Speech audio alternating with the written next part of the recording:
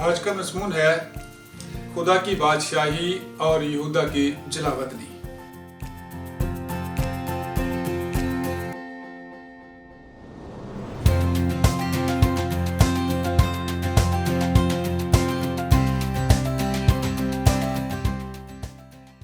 عزیز ناظرین، کتاب مقدس کی تعلیمات پر مبنی پروگرام بھرپور زندگی میں سڈنی آسٹریلیا سے آپ کو خوش آمدید کہتے ہیں۔ اسرائیلیوں کی مصر میں غلامی کی وجہ ان کا گناہ نہیں تھا، لیکن بابل میں ان کی غلامی کی وجہ ان کا گناہ تھا، کیونکہ گناہ کی سزا غلامی ہے۔ بابل کی اسیری سے پہلے یسایہ اور یرمیہ دونوں نبیوں نے ان کے گناہ کے خلاف بار بار ان کو تنبیہ کی، لیکن انہوں نے نبیوں کے کلام کو رد کیا اور اپنی روش پر قائم رہے۔ یسایہ نبی یہودا اور مقدس شہر یروشلم کے بارے ایک بڑی تصویر پیش کرتا ہے کہ ان کی بربادی کا خطرہ درپیش ہے اور اس کی وجہ گناہ ہے۔ یسایہ نبی کے مطابق خداوند اپنے لوگوں کو اس طریقے سے ڈانٹتا ہے: سن اے آسمان اور کان لگا اے زمین، کہ خداوند یوں فرماتا ہے کہ میں نے لڑکوں کو پالا اور پوسا، پر انہوں نے مجھ سے سرکشی کی۔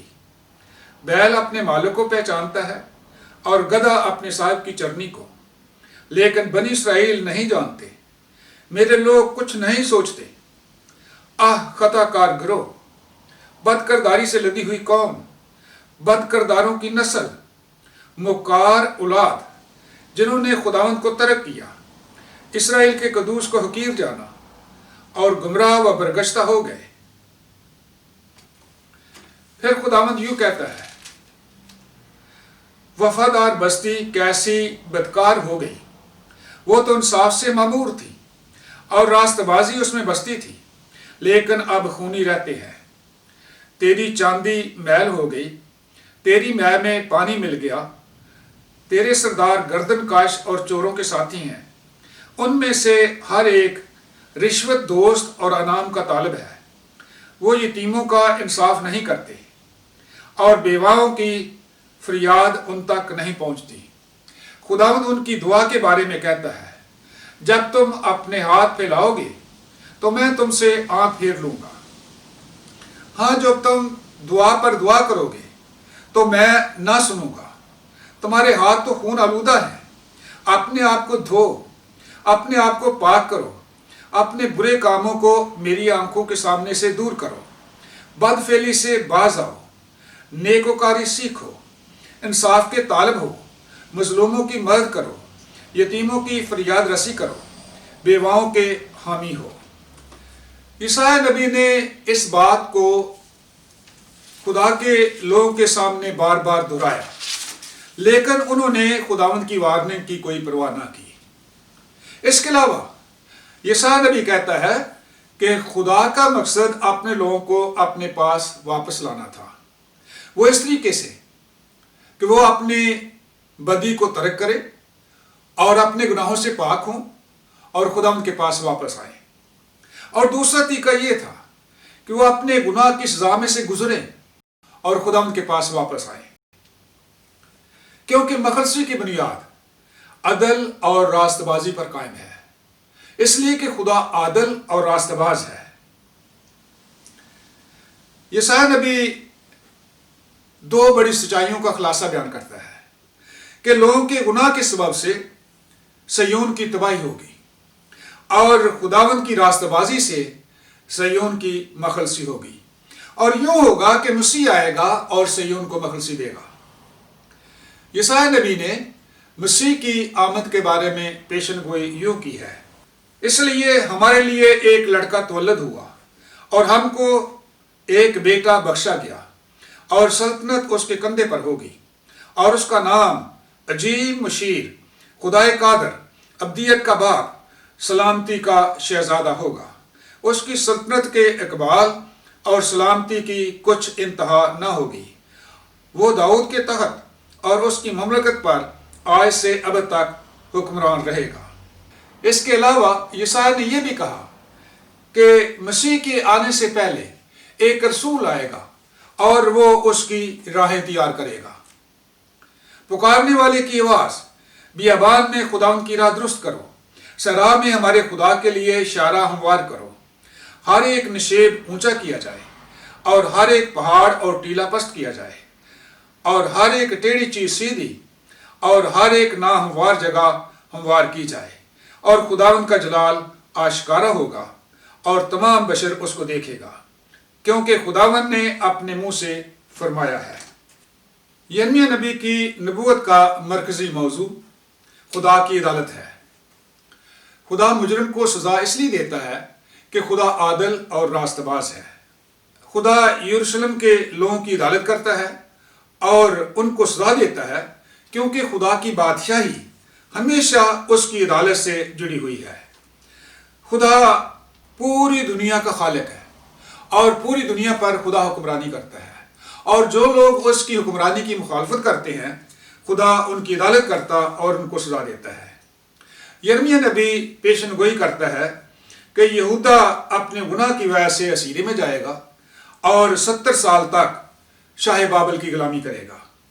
یرمیہ نبی یہودا کے خلاف خدا کے قہر کا اظہار یوں کرتا ہے، اس لیے دیکھ وہ دن آتے ہیں، خداوند فرماتا ہے کہ یہ جگہ نہ توفت کہلائے گی اور نہ بنی ہنوم کی وادی، بلکہ وادی قتل، اور اسی جگہ میں یہودا اور یروشلم کا منصوبہ بادل کروں گا، اور میں ایسا کروں گا کہ وہ اپنے دشمنوں کے آگے اور ان کے ہاتھوں سے جو ان کی جان کے خواہاں ہیں تلوار سے قتل ہوں گے، اور میں ان کی لاشیں ہوا کے پرندوں کو اور زمین کے درندوں کو کھانے کو دوں گا، کیونکہ خداوند یوں فرماتا ہے کہ دیکھ میں تجھ کو تیرے لیے اور تیرے سب دوستوں کے لیے دہشت کا باعث بناؤں گا، اور وہ اپنے دشمنوں کی تلوار سے قتل ہوں گے اور تیری آنکھیں دیکھیں گی، اور میں تمام یہودا کو شاہ بابل کے حوالے کروں گا، اور وہ ان کو اسیر کر کے بابل میں لے جائے گا اور ان کو تلوار سے قتل کرے گا، اور میں اس شہر کی ساری دولت اور اس کے تمام محاصل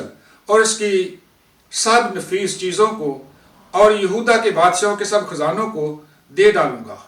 ہاں، میں ان کو ان کے دشمنوں کے حوالے کروں گا جو ان کو لوٹیں گے اور بابل کو لے جائیں گے۔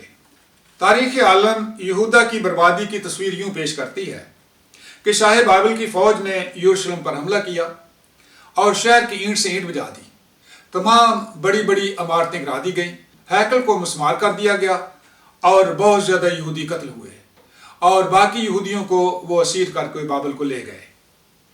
لیکن جلاوطنی میں بھی نبیوں نے امید کا دامن نہ چھوڑا، اور انہوں نے یہودیوں کے روشن مستقبل کی پیشگوئیاں کی کہ داؤد کا بیٹا مسیح بادشاہ آئے گا اور یہودیوں کی بادشاہی بحال ہوگی اور خوشحالی آئے گی۔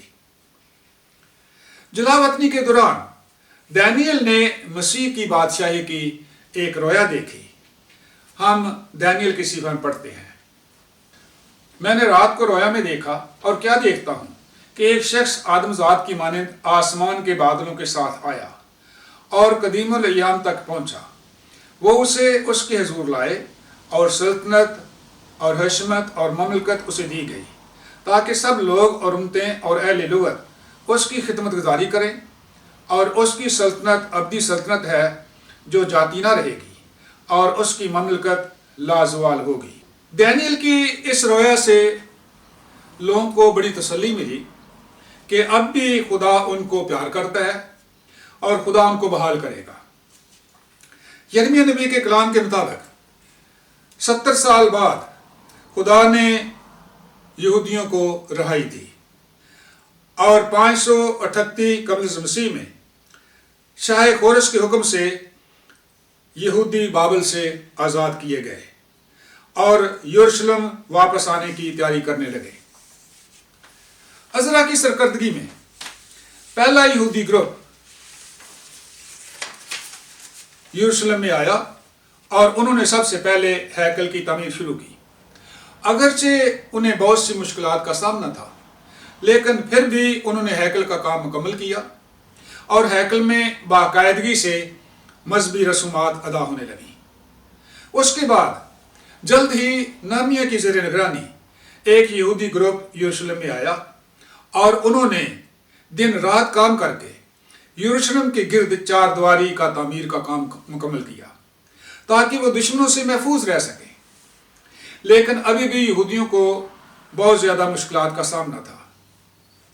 وہ بڑی بے قراری سے مسیح بادشاہ کی آمد کا انتظار کر رہے تھے کہ مسیح آئے گا، اپنی بادشاہی قائم کرے گا اور یہودیوں کو آرام ملے گا۔ جلاوطنی کے بعد ملاکی نبی نے مسیح کی آمد کے بارے نبوت کر دی۔ ملاکی نبی یوں کہتا ہے، دیکھ میں اپنے آگے رسول کو بھیجوں گا اور وہ میرے آگے راہ درست کرے گا، اور خداوند جس کے تم طالب ہو ناگہاں اپنی ہیکل میں موجود ہوگا۔ ہاں، عہد کا رسول جس کے تم آرزو مند ہو آئے گا، رب الافواج فرماتا ہے۔ عزیزو، انتظار کی گھڑیاں ختم ہوئیں، وقت پورا ہو گیا، مسیح بادشاہ آ رہا ہے۔ ہاں، وہ آئے گا اور اپنی بادشاہی کا اعلان کرے گا، لیکن اس کے آگے خدا کا رسول آئے گا اور اس کے آگے اس کی راہ درست کرے گا۔ وہ بادشاہ کی آمد کا اعلان کرے گا اور لوگوں کو بادشاہ کے استقبال کے لیے تیار کرے گا کہ توبہ کرو کیونکہ خدا کی بادشاہی نزدیک آ گئی ہے۔ بس اگلی ویڈیو میں آپ دیکھیں خدا کی بادشاہی نزدیک آ گئی ہے۔ ویڈیو دیکھنے کے لیے شکریہ۔ God bless you.